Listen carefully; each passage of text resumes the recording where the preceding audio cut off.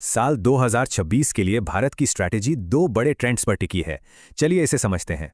पहला है जबरदस्त इकोनॉमिक ग्रोथ, जहां जीडीपी के काफी बढ़ने का अनुमान है। और दूसरा ग्लोबल इनोवेशन रैंकिंग में एक शानदार उछाल, जिससे हम 38वें नंबर पर पहुंच गए हैं। ये सारी तरक्की एक मजबूत इकोनॉमिक बेस पर टिकी है। तो देखते हैं ये काम कैसे करता है। इकोनॉमी पिछले साल से भी बेहतर कर रही है और इसकी सबसे बड़ी वजह है मजबूत डोमेस्टिक डिमांड। और खास बात यह है कि ये ग्रोथ महंगाई को काबू में रखते हुए हो रही है।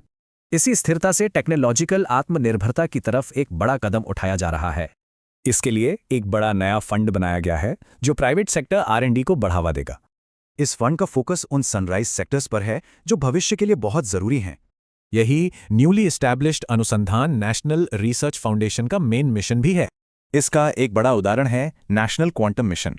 अब मजेदार बात यह है कि ये बड़ी बड़ी पॉलिसीज असल में जमीन पर कैसे टेक्नोलॉजिकल कामयाबी में बदल रही हैं।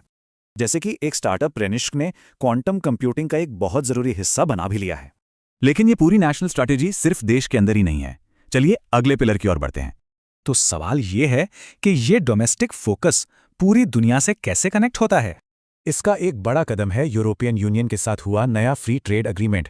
और ये सिर्फ एक डील नहीं, बल्कि दुनिया भर में नई पार्टनरशिप बनाने के ट्रेंड का हिस्सा है। तो जब इन तीनों पिलर्स को एक साथ देखते हैं तो एक बहुत ही क्लियर नेशनल स्ट्रैटेजी नजर आती है। मतलब ये एक 3 पार्ट अप्रोच है। बेस मजबूत करो, फ्यूचर टेक में इन्वेस्ट करो और दुनिया से जुड़ो।